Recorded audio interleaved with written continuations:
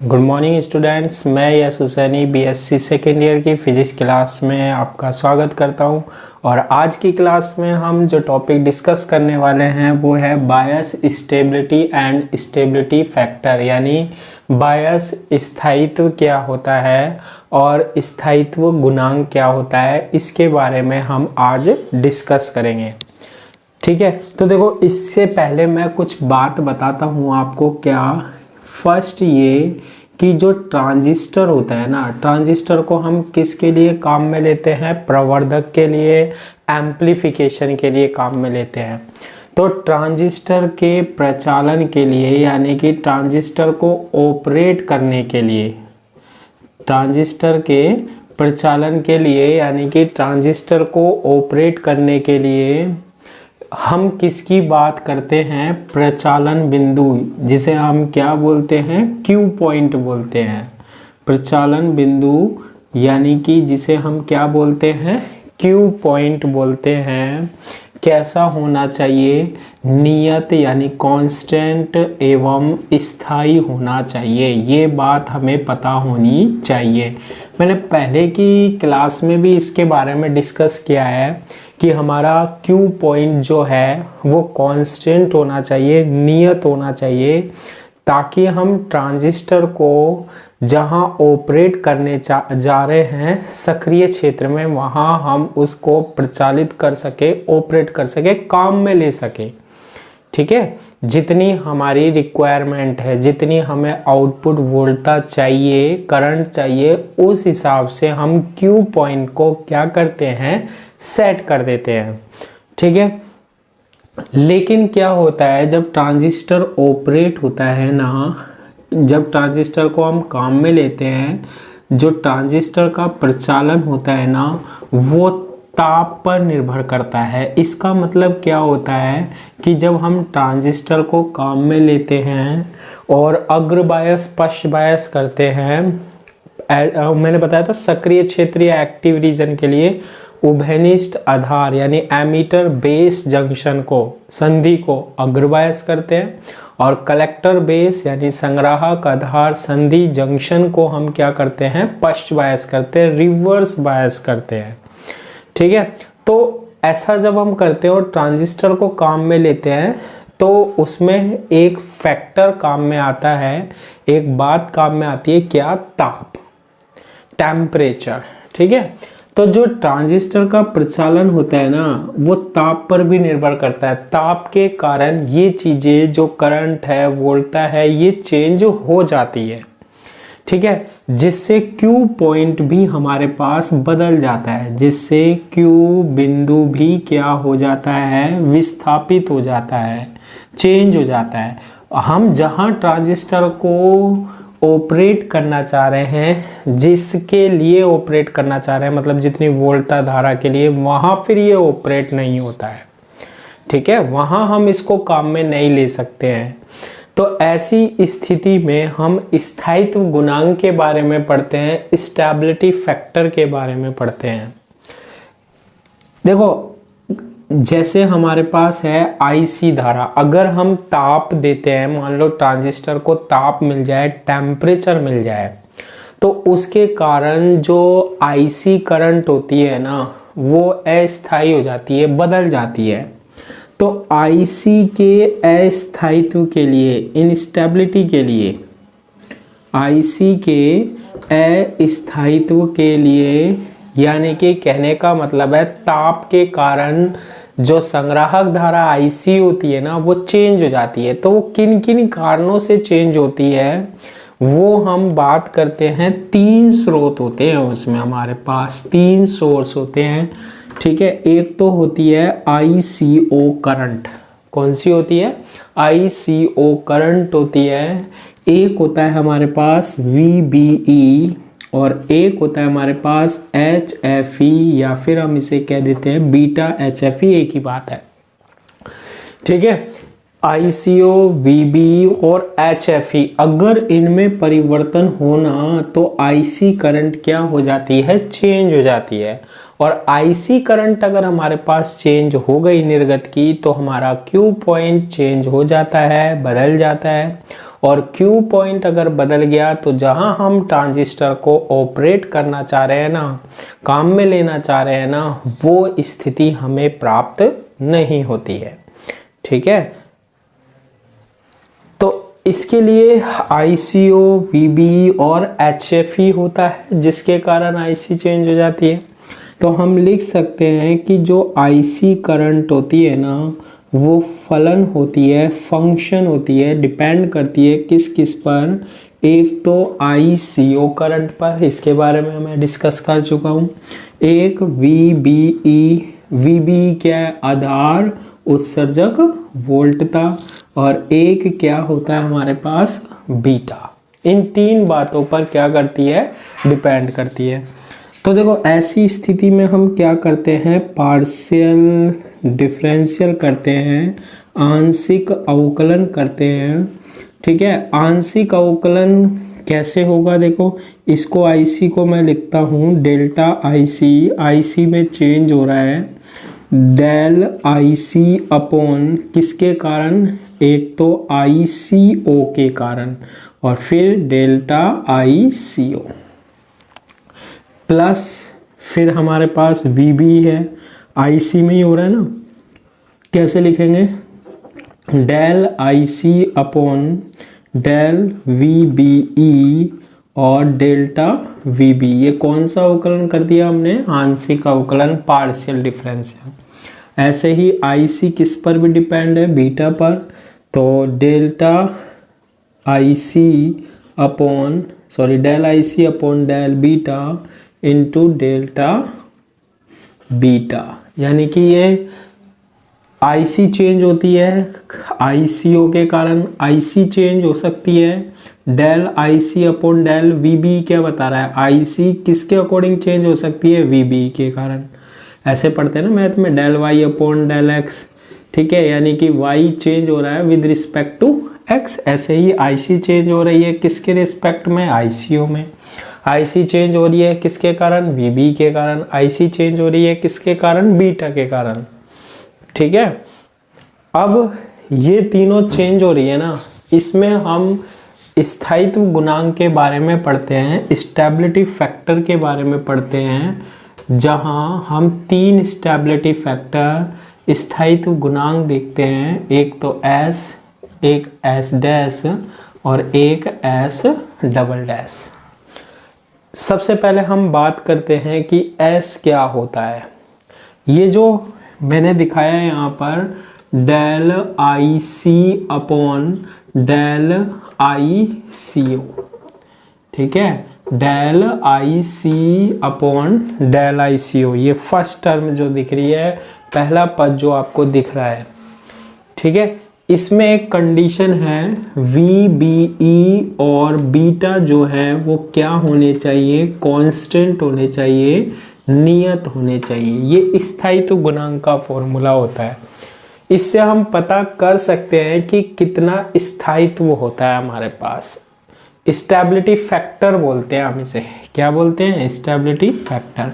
S dash क्या होगा? ये सेकेंड टर्म है, IC चेंज हो रही है, कितनी चेंज हो रही है? डेल IC अपॉन क्या? Del VBE। ये क्या कहलाता है हमारे पास? S डैश कहलाता है, del IC upon del VBE। और यहाँ कंडीशन क्या है? बाकी दोनों है, जो ICO है और बीटा है, ये क्या होनी चाहिए? कांस्टेंट होनी चाहिए, नियत होनी चाहिए। Third one is S double dash. S double dash क्या है? Del IC upon del beta. और इसमें हमारे पास क्या होना चाहिए? बीटा आ गया ना, बाकी दो कौन सी है? IC और VB। IC और VB को क्या रखना पड़ेगा? हमें नियत रखना पड़ेगा, वो कांस्टेंट मानेंगे तभी। तो S क्या होता है? Del IC upon del ICO। S dash क्या होता है? Del IC upon del VBE। और S डबल डैश क्या होता है? Del IC upon del beta. S dash S double dash ये क्या कहलाते हैं? स्टेबिलिटी फैक्टर कहलाते हैं, स्थायित्व गुणांक कहलाते हैं। ठीक है, कितना स्थायित्व है, स्टेबल है, ये हम पता कर सकते हैं, स्थायित्व गुणांक कहलाते हैं या स्टेबिलिटी फैक्टर कहलाते हैं। स्टेबिलिटी फैक्टर है ये हमारे पास। ठीक है, कौन कौन से, एस, एस डैश और एस डबल डैश। क्लियर है। अब देखो एस का मान जितना कम होगा ना उतना ही संग्राहक धारा पर ताप का प्रभाव कम होगा। ये जो है हमारे पास जैसे एस है, ठीक है, एस का मान, एस का वैल्यू जो है वो जितना कम होगा, एस का मान जितना कम होगा, स्टेबिलिटी फैक्टर एस जितना कम होगा उतना ही संग्राहक धारा यानी कि क्या, आईसी। संग्राहक धारा कौन सी होती है, आईसी। पहले की क्लास देख लेना। पर ताप का प्रभाव क्या होगा, कम होगा।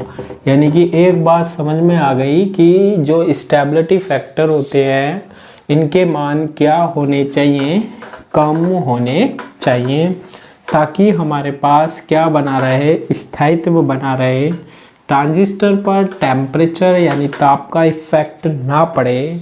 और जैसे हम ट्रांजिस्टर को काम में ले रहे हैं वैसे हम उसको काम में ले लें। यानी जो आउटपुट करंट है, निर्गत धारा है, निर्गत वोल्ट है, उनमें चेंज ना हो, और जैसा हम प्रवर्धन करा रहे हैं, एम्प्लीफिकेशन करा रहे हैं, उसी क्षेत्र में वो हो जाए। ठीक है, इसके बाद आपने एक रिलेशन पढ़ा था क्या, कि IC इज इक्वल टू होता है beta into IB plus 1 plus beta into क्या, ICO पढ़ा था। IC इज इक्वल टू क्या होता है, beta into IB plus 1 plus beta into ICO होता है। इस रिलेशन को, इस संबंध में हम क्या करते हैं, IC के रिस्पेक्ट में डिफरेंशियल करते हैं, अवकलन करते हैं। IC के सापेक्ष क्या करने पर, अवकलन करने पर। ठीक है, तो IC का IC के रिस्पेक्ट में करेंगे तो 1 हो जाएगा हमारे पास। क्लियर है ये वाली बात। फिर हमारे पास आ रहा है बीटा, तो ये लिखा बीटा। IB का करेंगे तो del IB upon del IC हो जाएगा, IC के रिस्पेक्ट में कर रहे हैं ना, प्लस 1 प्लस बीटा और del ICO upon del IC हो जाएगा हमारे पास। इतना हम कर लेंगे। इसके बाद हम इस वाली टर्म को पहले ले जाते हैं, तो 1 माइनस क्या, beta del IB upon del IC is equal to 1 plus beta del ICO upon del IC। और इतना जब हमने कर लिया तो यहाँ से 1 minus beta del IB upon del IC is equal to 1 plus beta, और देखो del IC upon del ICO क्या होता है, S होता है, तो ये अपोजिट में है तो S कहाँ आ जाएगा, नीचे आ जाएगा। तो स्टेबिलिटी फैक्टर यानी स्थायित्व गुणांक S की वैल्यू आ गई 1 plus beta upon 1 minus beta del IB upon del IC। तो इसको हम इन टर्म्स ऑफ बीटा लिख सकते हैं। ठीक है, S निकाल के देख सकते हैं। अब यहाँ हम ज़्यादा इफेक्ट किसका देख रहे हैं, ICO का देख रहे हैं। जब VB का देखना होता है इनका इफेक्ट कम होता है, VB का देखना होता है S डैश, बीटा का होगा तो फिर S डबल डैश देख लेंगे हम। ठीक है, तो हमने किसका देखा है इफेक्ट, ICO का देखा है। तो स्टेबिलिटी फैक्टर स्थायित्व गुणांक S इज इक्वल टू क्या गया, 1 plus beta upon 1 minus beta del IB upon del IC। अब देखो हम इसमें एक फर्स्ट बात कर रहे हैं, नियत बायस। हम बायसीकरण पढ़ चुके हैं। नियत बायस या फिक्स बायस सर्किट हमने पढ़ लिया था। ठीक है। फिक्स बायस सर्किट जो हमने पढ़ा था, ध्यान से सुनना, जो फिक्स बायस सर्किट हमने डिस्कस किया था उसमें IB की जो वैल्यू होती थी ना वो नियत होती थी। IB की वैल्यू क्या होती थी हमारे पास? नियत होती थी। ठीक है, ये किस पर निर्भर नहीं कर रही है? संग्राहक धारा IC पर निर्भर नहीं करती। संग्राहक धारा IC पर निर्भर नहीं करती। ध्यान रखना, जो हमने नियत बायस सर्किट पढ़ा था, फिक्स बायस बायसीकरण में पढ़ा था। किस में पढ़ा था? बायसीकरण में पढ़ा था। इससे पहले वाली क्लासों में बायसिक में पढ़ा था। तो IB जो होती थी उस सर्किट में वो नियत आती थी। आप देखना पहले की वीडियोस। तो संग्राहक धारा जो IC है, संग्राहक धारा IC पर निर्भर नहीं करती है, और क्योंकि IC पर निर्भर नहीं करती है तो इसके लिए हम लिख सकते हैं डेल IB डेल IC। मतलब IB में चेंज नहीं हो रहा है, इसका मतलब क्या होता है? IB में चेंज किसके according? With respect to IC। तो del IB upon del IC इसके लिए क्या होना चाहिए? 0 होना चाहिए। अरे इसका मतलब यही तो होता है ना, IB चेंज हो रही है किसके अकॉर्डिंग? IC के अकॉर्डिंग। मैथ में dy upon dx y with respect to x। ठीक है, तो यहाँ से इक्वेशन फर्स्ट से जो स्टेबिलिटी फैक्टर आता है ना, समीकरण फर्स्ट से, तो वो क्या आएगा? s is equal to 1 plus beta upon, और ये हो गया हमारे पास 1 माइनस 0, तो s इज इक्वल टू आएगा 1 प्लस बीटा। अब देखो ट्रांजिस्टर के लिए अगर मान लो बीटा की वैल्यू जो है वो 50 है, तो s की वैल्यू कितनी होगी? 51। s की वैल्यू कितनी आ जाएगी? 51 आ जाएगी। 50 प्लस 1 51। तो स्टेबिलिटी फैक्टर जो होता है ना वो क्या बता रहा है हमारे पास? जो करंट होती है ना हमारे पास वो कितने गुना बढ़ जाती है? 51 टाइम्स बढ़ जाती है। इसलिए हम इसको, जो ये नियत बायस है ना, इसको काम में नहीं लेते हैं, क्योंकि IC करंट चेंज हो जाती है। क्या चेंज हो जाती है? IC करंट, IC धारा चेंज हो जाती है, और हमारा Q पॉइंट जो होता है वो नियत नहीं होता है, जिससे हम ट्रांजिस्टर को सही तरीके से ऑपरेट नहीं कर पाते हैं। ठीक है, सेकंड जो हमने सर्किट पढ़ा था बायसीकरण में, वो हमने सेल्फ और एमीटर बायस पढ़ा था। सेल्फ और एमीटर बायस, ठीक है, ये पढ़ चुके हैं हम। तो इक्वेशन काम में लिए हमने, जिसे हम बोलते थे उत्सर्जक बायस, स्वाभिनति और उत्सर्जक बायस या उत्सर्जक बायस, ये पढ़ा था हमने सेकेंड। पहले वाला तो पढ़ा होना चाहिए, अब मैंने सारा इसलिए डिटेल में पढ़ाया था ना। अब ये जो सर्किट था हमारे पास, इसके लिए हम देखते हैं कि भाई ये काम में लेना चाहिए नहीं लेना चाहिए।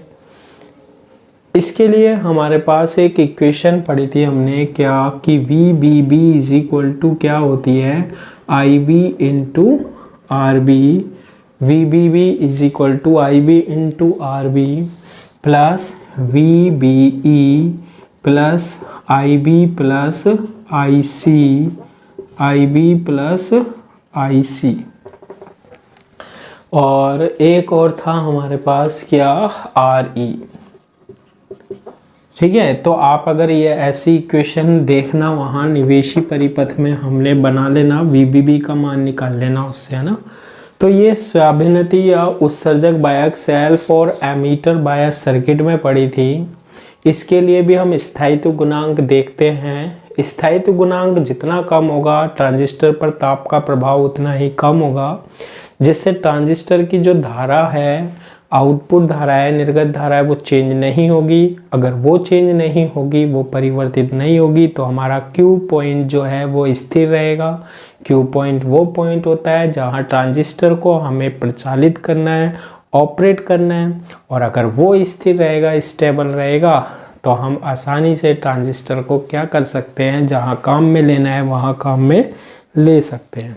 ठीक है, तो इसके लिए भी हम इसका क्या करते हैं, आईसी के रिस्पेक्ट में क्या करते हैं, अवकलन करने पर, आईसी के सापेक्ष क्या करने पर, अवकलन करने पर। अब देखो आईसी के सापेक्ष जब हम अवकलन करेंगे वीबीबी 0 होगा क्योंकि करंट नहीं है, यहाँ आरबी है, आईबी का करेंगे del IB upon del IC, current का ही हो सकता है, वीबी बैटरी है इसका 0 हो जाएगा, आईबी का आईबी प्लस आईसी इंटू क्या है, आर ही है, तो इसका बनेगा del IB upon del IC, और आर ही मल्टीप्लाई में है तो मल्टीप्लाई में फिर आईसी का आईसी के रिस्पेक्ट में करोगे, ठीक है, तो कितना होगा हमारे पास 1 होगा, ठीक है। अब इसको हम और भी सोल्व कर सकते हैं, देखो ये del I B upon del I C, ये भी del I B upon del I C, 0 is equal to del I B upon del I C, इसमें क्या आ गया, कॉमन आ गया, तो ये बन जाएगा R B plus R E और प्लस क्या आर ई। अब यहाँ से हम किसकी वैल्यू निकाल सकते हैं, del I B upon del I C is equal to क्या आएगा, इसको इधर ले आए डिवाइड करेंगे, minus R E upon R B plus R E. तो ये जो वैल्यू आई है हमारे पास वो आ गई किसकी, del I B upon del I C की वैल्यू आ गई।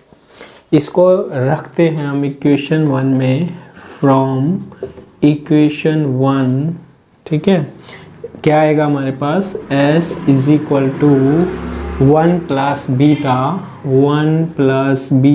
अपॉन 1 माइनस बीटा और del I B upon del I C की value into minus R E upon R B plus R ई।